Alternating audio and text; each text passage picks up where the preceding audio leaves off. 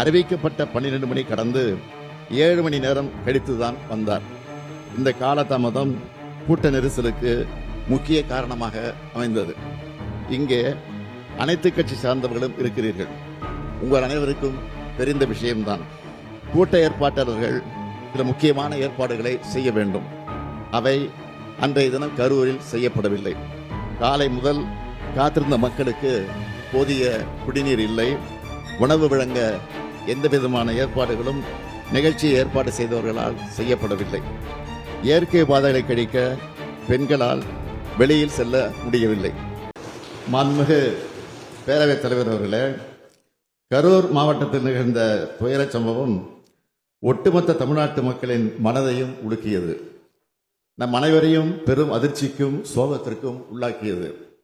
இறந்து போனவர்களுக்கு ஆழ்ந்த அஞ்சலியை நான் செலுத்துகிறேன். உறவுகளை இழந்தவர்கள் அனைவருக்கும் எனது ஆழ்ந்த இரங்கலையும் தெரிவித்துக் கொள்கிறேன்.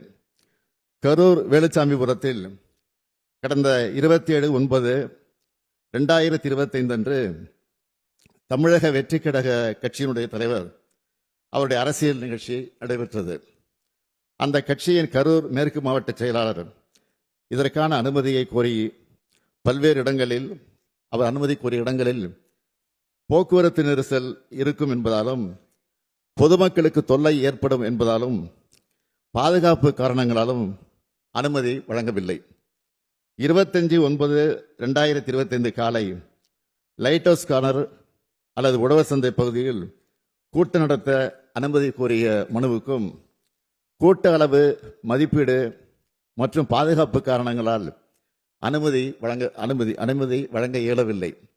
பிறகு 29/9/2025 அன்று அக்கட்சியின் கரூர் மேற்கு மாவட்ட செயலாளர் வேலுச்சாமிபுரத்தில் 27/9/2025 அன்று மக்கள் சந்திப்பு நிகழ்ச்சி நடத்த அனுமதி கோரினார். அவர் கொடுத்த மனு ஏற்கப்பட்டு 11 நிபந்தனைகளுடன் அனுமதி வழங்கப்பட்டது. கரூர் நிகழ்ச்சிக்கு தமிழ்நாடு அரசின் காவல்துறையினர் சார்பாக கரூர் மாவட்ட காவல் கண்காணிப்பாளர் தலைமையில் பாதுகாப்பு ஏற்பாடுகள் செய்யப்பட்டிருந்தன.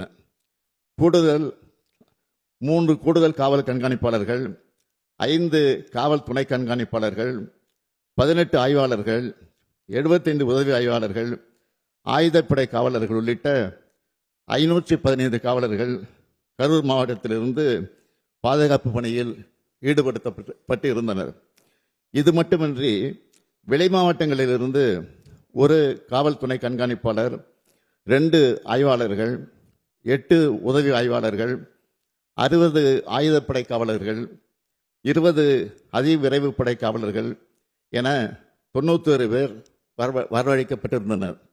அன்றைய தினம் பாதுகாப்பு பணிக்காக அதிகாரிகள் மற்றும் காவலர்கள் என மொத்தம் 606 பேர் ஈடுபடுத்தப்பட்டிருந்தனர். காவல்துறையை பொறுத்தவரை வழக்கமாக அரசியல் பரப்புரை கூட்டங்களுக்கு வழங்கப்படும் பாதுகாப்பு காவலர் எண்ணிக்கையை விட அதிகமாகவே வழங்கப்பட்டிருந்தது. பொதுக்கூட்ட நிகழ்ச்சி ஏற்பாட்டாளர்களால் 10,000 பேர் வருவார்கள் என்று தெரிவிக்கப்பட்ட நிலையில் அதைவிட அதிகமாக கூட்டம் வரும் என்று எதிர்பார்த்து கூடுதல் பாதுகாப்பு ஏற்பாடுகள் செய்யப்பட்டன.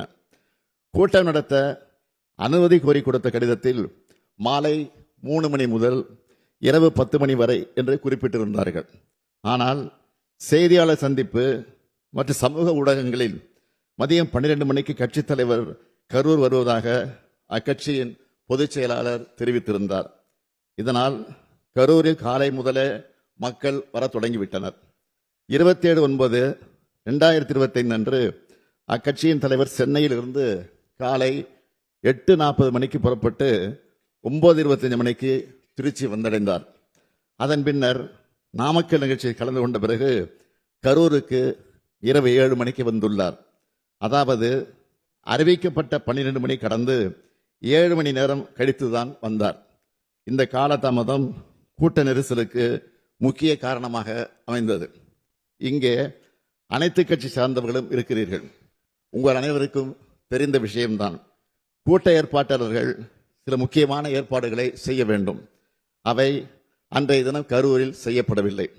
காலை முதல் காத்திருந்த மக்களுக்கு போதிய குடிநீர் இல்லை. உணவு வழங்க எந்த விதமான ஏற்பாடுகளும் நிகழ்ச்சியை ஏற்பாடு செய்தவர்களால் செய்யப்படவில்லை. இயற்கை பாதைகளை கழிக்க பெண்களால் வெளியில் செல்ல முடியவில்லை. சம்பவம் நடந்த அதே வேலுச்சாமிபுரத்தில் இதற்கு 2 தினங்களுக்கு முன்பாக, அதாவது 25/9/2025 அன்று மாண்புமிகு எதிர்க்கட்சி தலைவர் அவர்கள் கலந்து கொண்ட பரப்புரை நிகழ்ச்சி நடந்துள்ளது. அந்த கூட்டத்தில் பங்கேற்றிருந்தவர்கள் முறையாக ஒருங்கிணைக்கப்பட்டு கட்டுப்பாட்டோடு நடந்து கொண்டனர். எந்தவித அசம்பாவிதமும் இல்லாமல் நடந்து முடிந்தது. அதில் சுமார் 12,000 முதல் 15,000 பேர் பங்கேற்றிருக்கிறார்கள். அந்த பரப்புரை கூட்டத்திற்கு சுமார் 137 காவலர்களும் 30 ஊர்காவல் படையினரும் பாதுகாப்பு பணியில் ஈடுபட்டிருந்தனர் என்பதை குறிப்பிட விரும்புகிறேன். ஆனால் அதற்கு நேர்மாறாக இந்த கட்சியினுடைய நிகழ்ச்சி நடந்துள்ளது.